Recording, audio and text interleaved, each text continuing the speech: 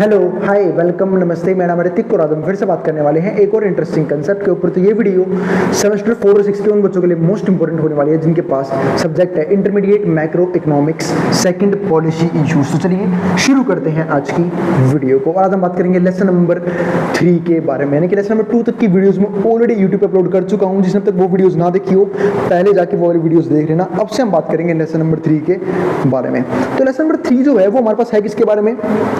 Physical policy and government debt. तो आपको याद होगा लेसन नंबर 1 में डिस्कस किया था मॉनेटरी पॉलिसी, है ना। और मैं क्या डिस्कस करना है? Physical policy. और गवर्नमेंट डेट का मतलब क्या है? गवर्नमेंट का कर्जा, है ना। उस चीज के ऊपर थोड़ा सा बात करेंगे। और इस कंप्लीट सीरीज के ऊपर नोट्स भी ऑलरेडी प्रिपेयर हो चुके हैं with important question answer PDF. जिन बच्चों को नोट्स परचेज करने हैं वो इस नंबर पर जाए 9667836333 यहाँ पे व्हाट्सएप करके नोट्स भी ले सकते हैं। अब हम चालू करते हैं आज का कंसेप्ट। जो हमारा आज का कंसेप्ट है वो है लेसन नंबर 3 का फिजिकल पॉलिसी के बारे में। मतलब मेन जो चैप्टर रहेगा ना वो बात करेगा सिर्फ और सिर्फ किसके बारे में? फिजिकल पॉलिसी के बारे में। अब थोड़ा सा ना मैं यहाँ पे लेके आता हूँ मॉनेटरी पॉलिसी को भी, जिसको हम लेसन नंबर 1 में डिस्कस कर चुके हैं। क्योंकि इकोनॉमी में जितनी भी प्रॉब्लम्स होती है ना उनको डील करने के लिए मेन दो ही पॉलिसीज हैं, एक मॉनेटरी पॉलिसी, दूसरा फिजिकल पॉलिसी। मॉनेटरी पॉलिसी को कौन यहाँ पे चलाता है? उसको रन करता है आरबीआई सेंट्रल बैंक, ठीक है। लेकिन जो फिजिकल पॉलिसी है वो डायरेक्टली किसके कंट्रोल में होता है? गवर्नमेंट के कंट्रोल में। तो ये दोनों पॉलिसीज जो है वो इकोनॉमी के अंदर जो बड़ी बड़ी प्रॉब्लम्स आती है ना, ठीक है, इन्फ्लेशन आ गया, डिफ्लेशन आ गया, ठीक है, और भी चीजें हो रही हैं, उनको रिसेशन आ गया, ठीक है, उन चीजों को कंट्रोल करने के लिए ना हम इन पॉलिसीज को यूज करते हैं। तो मॉनेटरी पॉलिसी हम खत्म कर चुके हैं। फर्स्ट चैप्टर मैंने पूरे चैप्टर में सिर्फ बात करी मॉनेटरी पॉलिसी के बारे में।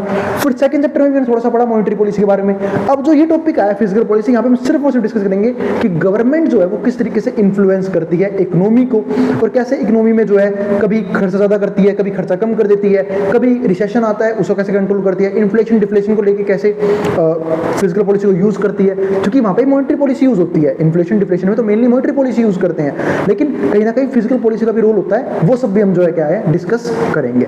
तो ये पूरा सीरीज जो है, मतलब ये जो पूरा चैप्टर है वो सिर्फ किसके बारे में है? फिजिकल पॉलिसीज के बारे में है। तो पहले समझते हैं लर्निंग ऑब्जेक्टिव इस चैप्टर के। तो पहला पॉइंट क्या आया? Understand physical policy. हमें समझना पड़ेगा फिजिकल पॉलिसी होती क्या है। दूसरा government budget and budget balance. Budget balance इस वीडियो के बिल्कुल आखिरी में डिस्कस करेंगे। अभी गवर्नमेंट बजट क्या है वो थोड़ा डिस्कस कर लेते हैं। तो हम सब जानते हैं कि हम सब जो है रियल लाइफ में एज अगर इंडिविजुअल भी देखें, चाहे हमारी फैमिली है, हम सब जो है बजट मेंटेन करते हैं। बजट यानी कि हम कहीं ना कहीं अपने एक्सपेंडिचर्स प्लान करते हैं अपने इनकम के अकॉर्डिंग, कि भाई लोगों की जो इनकम है उसके हिसाब से किस किस जगह पे कितना कितना खर्चा करना है, उसी को हम क्या बोलते हैं? बजट बोलते हैं। सेम ऐसे गवर्नमेंट है, भाई गवर्नमेंट का भी रिवेन्यू है। अब रिवेन्यू के सोर्स गवर्नमेंट के बहुत सारे हैं। सबसे इंपॉर्टेंट सोर्स क्या है? टैक्स, चाहे वो कॉर्पोरेट टैक्स हो, इनकम टैक्स हो, ठीक है, या फिर जीएसटी कलेक्शन हो। ये सब क्या है? गवर्नमेंट के इनकम जनरेट करने के, रिवेन्यू जनरेट करने के तरीके हैं। इसके अलावा गवर्नमेंट के भी एक्सपेंडिचर्स होते हैं। वैसे गवर्नमेंट के रिवेन्यू के तरीके और भी हैं, जैसे गवर्नमेंट खुद भी बिजनेस रन करती है बहुत सारे, ठीक है। अब बात करते हैं कि भाई गवर्नमेंट खर्चा कहाँ पे करती है। भाई जो इतने सारे पब्लिक एक्सपेंडिचर्स हैं, जैसे कि पब्लिक स्कूल्स हो गई, पब्लिक हॉस्पिटल्स हो गए, जिसको हम बोलते हैं ना गवर्नमेंट स्कूल्स, गवर्नमेंट हॉस्पिटल्स, ठीक है, या फिर और भी पब्लिक पार्क्स, ट्रांसपोर्टेशन सिस्टम, ठीक है, कम्युनिकेशन सिस्टम, और अदर बिजनेसेस भी हैं जो कहीं ना कहीं गवर्नमेंट सोशल वेलफेयर यानी कि सामाजिक कल्याण करने के लिए रन करती हैं। तो ये सब किसका पार्ट बनता है? ये सब कहीं ना कहीं पार्ट बनता है गवर्नमेंट के एक्सपेंडिचर का। तो गवर्नमेंट का रेवेन्यू भी आया, गवर्नमेंट का एक्सपेंडिचर भी आया, और उस गवर्नमेंट एक्सपेंडिचर के लिए गवर्नमेंट कहीं ना कहीं बजट प्लान करती है, ठीक है। तो वो गया गवर्नमेंट का बजट, ठीक है। जो कि आपको पता ही होगा कि हर साल जो है हर फाइनेंशियल ईयर का 1 फेब को बजट आ जाता है, जहाँ पे गवर्नमेंट ये डिसाइड करती है कि किस स्टेट को कितना पैसा मिलेगा, कहाँ पे कितना इंफ्रास्ट्रक्चर डेवलप होगा, किस सेक्टर में कितना खर्चा करना है, सब कुछ गवर्नमेंट जो है वहाँ पे डिटरमाइन कर देती है। अब समझते हैं आगे। दूसरा जो लर्निंग ऑब्जेक्टिव हम समझेंगे वो क्या है? Differentiate between discretionary and non discretionary physical policies. आप लोगों को याद होगा जब मैं फर्स्ट चैप्टर पढ़ा रहा था ना मॉनेटरी पॉलिसी, वहाँ भी मैंने आपको डिस्क्रिशनरी, ठीक है, और नॉन डिस्क्रिशनरी मॉनेटरी पॉलिसी पढ़ाई थी। सेम ऐसे हम यहाँ पे भी पढ़ेंगे discretionary and non discretionary physical policy, यानी कि फिजिकल पॉलिसी के बारे में थोड़ा और समझेंगे, ठीक है। तीसरा पॉइंट क्या है? Recognise the role of these policies in mitigating output fluctuations. अब इन पॉलिसीज का काम क्या है, मतलब क्या किस तरीके से हेल्प करती है आउटपुट फ्लक्चुएशंस को मिटिगेट करने के लिए, यानी कि जिस भी लेवल की प्रॉब्लम आ रही है, इकोनॉमिकल प्रॉब्लम आ रही है, उसको सोल्व करने में, उसको खत्म करने में ये पॉलिसीज जो है वो किस तरीके से काम करती हैं वो सब डिस्कस करेंगे। इसके अलावा फोर्थ और आखिरी लर्निंग ऑब्जेक्टिव है assess the challenges and controversies surrounding fiscal policy. Policy. फिर हमें समझना पड़ेगा कि फिजिकल पॉलिसी के लिए कौन कौन सी चीज़ जो है वो मुश्किल है, ठीक, कौन कौन सी कंट्रोवर्सीज हैं, वो सब हम डिस्कस करेंगे यहाँ पे। अब समझना शुरू करते हैं इस चैप्टर का इंट्रोडक्शन, यानी कि आज हम बात करेंगे इस वीडियो में सिर्फ और सिर्फ इसके इंट्रोडक्शन की, उसके अलावा ऑब्जेक्टिव्स ऑफ फिजिकल पॉलिसी के बारे में। तो पहले समझते हैं इंट्रोडक्शन के बारे में। तो पहले कुछ ना इकोनॉमिस्ट होते थे, तो पता क्या बोलते, वो बोलते इकोनॉमी के अंदर इन्फ्लेशन भी बहुत बार आएगा, है ना, रिसेशन भी बहुत बार आएगा। इन्फ्लेशन का मतलब यहाँ पे क्या है कि बूम जो है इकोनॉमिक्स के अंदर वही बहुत ज्यादा आएगा। बूम का मतलब है कि जब इकोनॉमिक्स में अच्छा खासा ग्रो करी होती है, ठीक है, इकोनॉमिक्स में आउटपुट का लेवल ग्रो कर रहा है, इंप्लॉयमेंट अच्छी खासी मिल रही है, ठीक है, इन्फ्लेशन क्रिएट हो रहा है, एग्रीगेट डिमांड बढ़ रहा है, सारी अच्छी चीजें हो रही हैं, तो वो भी कहीं ना कहीं खतरनाक होती है। किसको लेके? इकोनॉमी को लेके। क्यों? क्योंकि इकोनॉमी में अगर ज्यादा इन्फ्लेशन हो रहा है, यानी कि एग्रीगेट डिमांड ज्यादा है, तो उस टाइम पे भी कहीं ना कहीं गवर्नमेंट को ये पॉलिसी यूज करनी पड़ेगी कि उसे भी कंट्रोल किया जा सके। ऐसा ना हो कि इन्फ्लेशन बहुत तेजी से बढ़ता चला जाए, इतना बढ़ जाए कि उसे कंट्रोल करना बहुत मुश्किल हो जाए, जैसे हमने डिस्कस किया था लास्ट चैप्टर के अंदर, यानी कि सेकंड चैप्टर के अंदर, ठीक है। तो वहां तो हम फ्लिक्स कर्व यूज कर रहे थे, आईएस कर्व भी यूज कर रहे थे, ठीक है, यही नहीं एमआर कर्व भी यूज कर रहे थे, ठीक है। लेकिन यहाँ पे मैं सिर्फ और सिर्फ फिजिकल पॉलिसी की हेल्प से ये सारी प्रॉब्लम सॉल्व करना सीखना है। तो during a recession income, production and jobs are lower than they should be. मतलब जब भी किसी भी इकोनॉमी में रिसेशन आता है तो इनकम गिरती है लोगों की, प्रोडक्शन गिरता है, किस चीज का? किसी भी गुड्स का, किसी भी सर्विसेज का, किसी भी का मतलब सबकी, ऑलमोस्ट सब गुड्स का, सब सर्विसेज का। कुछ सेक्टर हो सकता है बच जाए, ठीक है, लेकिन ज्यादा सेक्टर जो है वो कहीं ना कहीं रिसेशन में गिरना शुरू कर देते हैं। जॉब्स कम हो जाती हैं, lower than they should be, जितनी जॉब्स होनी चाहिए उससे कम जॉब्स मिलती हैं।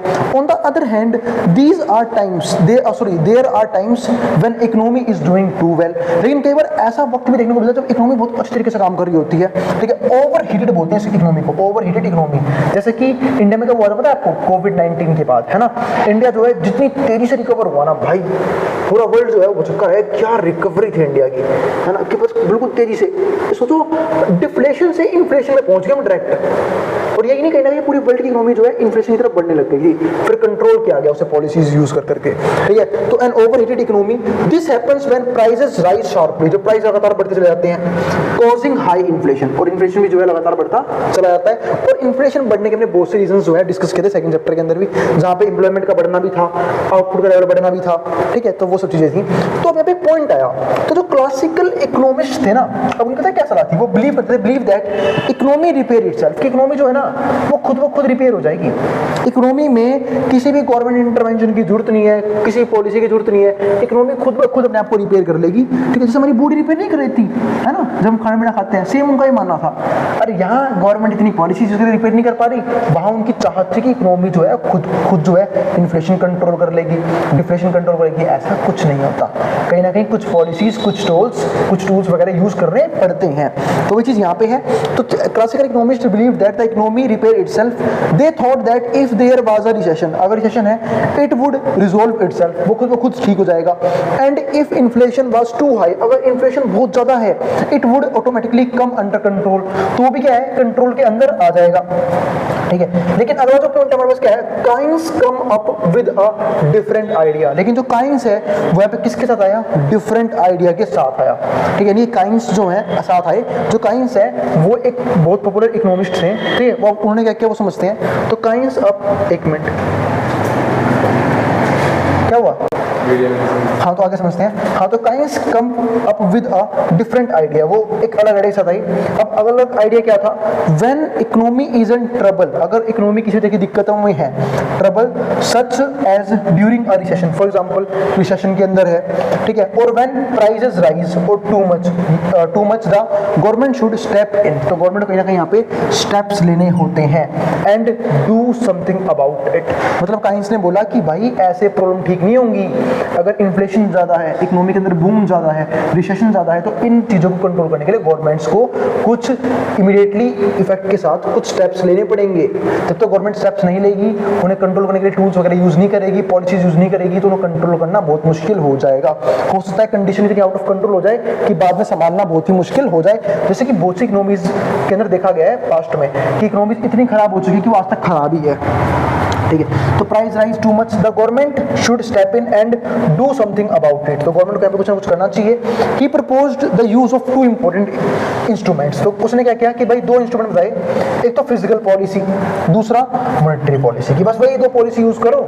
इन ये दो पॉलिसी वो कहीं ना कहीं मेजर जो इकोनॉमिक्स प्रॉब्लम है, इकोनॉमिकल प्रॉब्लम्स है, उनको सोल्व कर लेंगे। तो ये दो पॉलिसी उन्होंने सजेस्ट करी, एक फिजिकल पॉलिसी और एक मॉनेटरी पॉलिसी। अब समझते हैं अपनी पॉलिसीज के बारे में। ठीक है, तो it is like governments plan. तो कहीं ना कहीं गवर्नमेंट की प्लान की तरह काम करेगा to contribute to the stability of the economy, economy के अंदर स्टेबिलिटी क्रिएट करने के लिए। Mostly it resolve around taxes and government expenditure. तो कहीं ना कहीं फिजिकल पॉलिसी की बात करें तो फिजिकल पॉलिसी जो है मेनली दो चीजों के अराउंड घूमता है। एक तो गवर्नमेंट का टैक्स, यानी कि गवर्नमेंट का रिवेन्यू है ना, फिजिकल पॉलिसी है। तो यहाँ पे गवर्नमेंट की रिवेन्यू की बात हम करेंगे खुल के, और गवर्नमेंट के एक्सपेंडिचर की बात करेंगे, यानी गवर्नमेंट खर्चा कहाँ पे करती है, यानी कि पैसा कहाँ से आता है। तो मेन पैसा तो भाई टैक्स के थ्रू आता है। ठीक है, क्योंकि मेन जो गवर्नमेंट का पैसा है ना, मेन रेवेन्यू सोर्स जो है गवर्नमेंट के टैक्सेस ही है, क्योंकि टैक्सेस के जरिए जो है ना गवर्नमेंट कहीं ना कहीं बाकी चीज एस्टैब्लिश करती है अपने। अब गवर्नमेंट को बिजनेस करना है, इंफ्रास्ट्रक्चर डेवलप करना है, ठीक है, रोड्स वगैरह बनाने हैं, हाईवे बनाने हैं, तो वो सब भाई कब होगा, जब गवर्नमेंट टैक्स आएगा। टैक्स के पैसे तो खर्च करके वो चीजें बनाएंगी, तो वहां से पैसा बाद में आता है, लेकिन इनिशियल पैसा गवर्नमेंट के पास कहां से आता है, टैक्स के थ्रू आता है। फिर गवर्नमेंट अपने एक्सपेंडिचर्स प्लान करती है अपने बजट के अंदर। अब आता है ऑब्जेक्टिव्स ऑफ फिजिकल पॉलिसी, यानी कि फिजिकल पॉलिसी के कौन कौन से ऑब्जेक्टिव्स हैं। तो fiscal policy is a way for government to manage people's spending.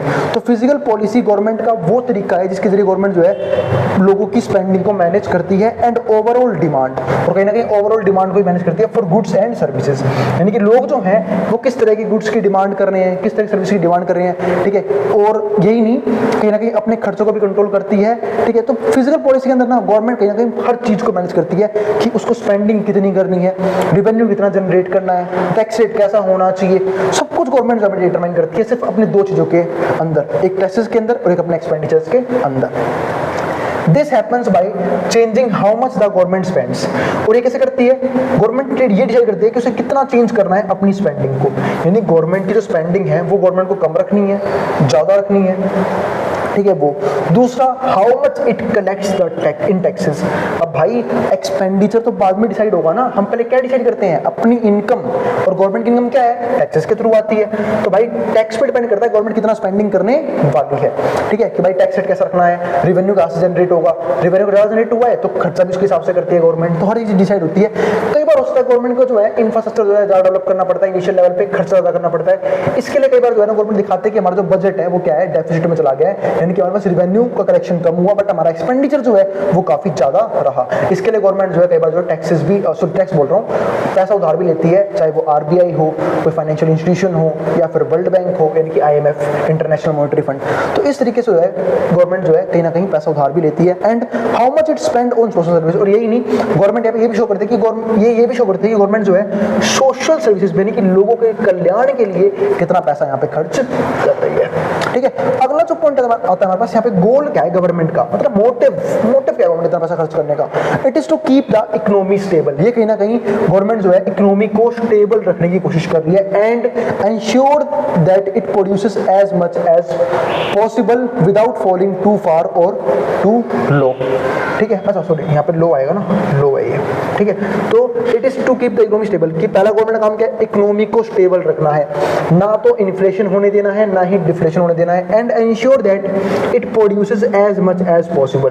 और ये इंश्योर करते हैं कि जितना पॉसिबल है प्रोड्यूस करना उतना प्रोड्यूस करेगी विदाउट फॉलिंग टू फार और टू लो, मतलब ज्यादा भी नहीं, क्योंकि एक्सट्रीम तो बहुत बुरा है। ना तो हम प्रोडक्शन को इस लेवल तक लेके जाएंगे जिसको सस्टेन करना मुश्किल हो, ना ही इतना कम कर देंगे कि वो डिमांड भी फुलफिल ना कर पाए, क्योंकि अगर कभी भी डिमांड फुलफिल नहीं हुई तो फिर से कारण बनेगा किस चीज का, इन्फ्लेशन क्रिएट होने का। क्योंकि हमने देखा है जब भी किसी भी तरह की प्रॉब्लम आई है, ठीक है, खासकर प्रोडक्शन को लेके, चाहे वो नेसेसरी गुड्स हो, फॉर एग्जांपल अनाज वगैरह है, कभी सूखा वगैरह पड़ गया, कभी बाढ़ आ गई, ठीक है, और उन अनाजों का प्रोडक्शन नहीं हुआ, क्योंकि डिमांड तो वही है, क्योंकि लोग उतना ही है, डिमांड उतनी होगी, लेकिन सप्लाई उतनी नहीं हो रही, उसकी वजह से एग्रीगेट डिमांड जो है राइज कर जाएगा, और अगर एग्रीगेट डिमांड राइज हुआ तो इन्फ्लेशन भी राइज करेगा।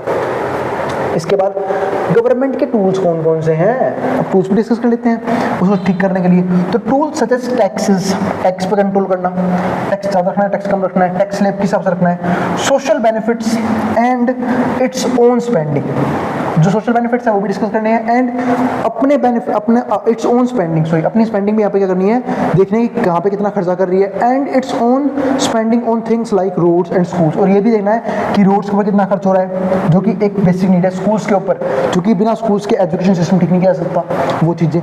The main goal is to control people's spending, तो हमें मेन गोल क्या है कि लोग कहीं ना कहीं गवर्नमेंट जो है पीपल की स्पेंडिंग को कंट्रोल करना चाहती है, to keep the economy running smoothly, ताकि जो इकोनॉमी है वो स्मूथली चलती रहे, ठीक है, स्टेबलाइज रहे, ना ज़्यादा महंगाई हो, ना ज़्यादा चीज़ें बहुत ज़्यादा सस्ती हो जाए। This means preventing it producing too much, और यही नहीं कहीं ना कहीं बचाती है कि ज़्यादा प्रोडक्शन ना हो जाए, प्रोड्यूसिंग टू मच, ज़्यादा प्रोडक्शन ना हो जाए और ना हो बहुत कम, और टू लिटिल, और इतना कम भी ना हो कि वो डिमांड को फुलफिल नहीं कर पाए, जो मैंने ऊपर पढ़ाया भी था। The government is adjusting it's spending plan, और यही नहीं गवर्नमेंट अपने स्पेंडिंग प्लान्स को एडजस्ट भी करती है अकॉर्डिंग टू टाइम, और अपने टैक्स पॉलिसी में भी लगातार चेंज लेके आती है, tax policies to accommodate changes in how much people spend, कि लोग जो है वो कितना खर्च कर रहे हैं, मतलब हाउ मच पीपल स्पेंड, ठीक है, इन्वेस्ट कितना कर रहे हैं, एंड सेल थिंग्स अब्रॉड, और अब्रॉड में यानी कि हमारा एक्सपोर्ट जो है वो कितना हो रहा है। गवर्नमेंट कहीं ना कहीं इन सब चीज़ों पे अपना कंट्रोल रखती है, यानी कि मैं कह सकता हूँ कि देखो कहने वाली बात है, हमने क्या डिस्कस किया, फिजिकल पॉलिसी को, गवर्नमेंट फिजिकल पॉलिसी को तो खुद कंट्रोल करती है। अब बात करते हैं मॉनेटरी पॉलिसी की, तो मॉनेटरी पॉलिसी कौन डिस्कस करता है, कौन चलाता है, सेंट्रल बैंक, सेंट्रल बैंक यानी कि आरबीआई, क्या आरबीआई हमारे कंट्रोल में है, आरबीआई तो गवर्नमेंट के कंट्रोल में ही है, तो कहीं ना कहीं मॉनेटरी पॉलिसी हो चाहे फिजिकल पॉलिसी हो, डायरेक्टली और इनडायरेक्टली दोनों पॉलिसीज जो हैं वो गवर्नमेंट के इशारों पे ही चलते हैं। तो एम इसका एम क्या है, aim is to bring economy back into balance, इसका मेन काम होता है कि इकोनॉमी जो है वो बैलेंस में होनी चाहिए, ना तो इतना उछल के कूदे, मतलब ना तो इतना बूम करे कि फ्यूचर में उस ग्रोथ को सस्टेन करना मुश्किल हो जाए, ना ही इतना गिर जाए कि हम इकोनॉमिकली बहुत ही डिप्रेव्ड हो जाए या फिर खराब हो जाए, नाश हो जाए हमारी इकोनॉमी का, वो चीज़ें भी नहीं चाहिए। तो इकोनॉमिकल बैलेंस बनाना बहुत जरूरी है। एक पॉइंट आता है, इसको हम बोलते हैं गवर्नमेंट बजट बैलेंस, जिसको मैं अगली वीडियो में थोड़ा डीप में डिस्कस करूंगा, अभी शॉर्ट में बता देता हूँ। एक फॉर्मूला होता है NT minus G T Y minus G, ठीक है। अब एनटी का मतलब यहाँ पे ये लगा लो कि गवर्नमेंट का टैक्स रिवेन्यू माइनस में गवर्नमेंट स्पेंडिंग कितनी है, ठीक है, और टी वाई क्या यहाँ पे टैक्स इनकम कितना आ रहा है और गवर्नमेंट का जो स्पेंडिंग है वो कितनी है, ठीक है। तो ये हमारा एक सिंपल सा फॉर्मूला होता है गवर्नमेंट बजट बैलेंस का। अब ये चीजें काम किस तरीके से करती हैं, ठीक है, वो समझो है बाद में हम डिस्कस करेंगे। अब गवर्नमेंट बजट बैलेंस का आप एक मतलब और भी समझ सकते हो कि दो पॉइंट होते हैं गवर्नमेंट बजट के। जनरली जो गवर्नमेंट बजट है तो या तो बैलेंस में रहेगा, या डेफिसिट में जाएगा, या फिर लॉस में जाएगा, सॉरी लॉस बोल रहा हूँ, डेफिसिट का मतलब भी लॉस होता है, सरप्लस में जाएगा। गवर्नमेंट सरप्लस का मतलब पता है क्या है, जब गवर्नमेंट की इनकम यानी कि रेवेन्यू सोर्स ज़्यादा है, पैसा ज़्यादा आ रहा है, गवर्नमेंट का एक्सपेंडिचर कम है। और बजट डेफिसिट में कब बोलूँगा, जब गवर्नमेंट का रेवेन्यू बहुत कम है, एक्सपेंडिचर बहुत ज़्यादा है। और दोनों बैलेंस कब है, जब जितना गवर्नमेंट ने कमाया है सारा गवर्नमेंट ने खर्च कर दिया, ठीक है। ये थोड़ी सी एक आइडियल सिचुएशन बन जाती है, और इससे आइडियल सिचुएशन ये होती है कि अगर गवर्नमेंट सरप्लस में है, तो क्योंकि अगर गवर्नमेंट सरप्लस में है तो अगर गवर्नमेंट जो है वो फ्यूचर के लिए रिसोर्स को बचा भी सकती है, और यही नहीं अगर गवर्नमेंट के ऊपर कर्जा है तो सरप्लस से उस कर्जे को उतार भी सकती है, ठीक है, वो चीज़ है। तो अब हम डिस्कस करेंगे फिजिकल पॉलिसी को अगली वीडियो में थोड़ा सा और डीप में।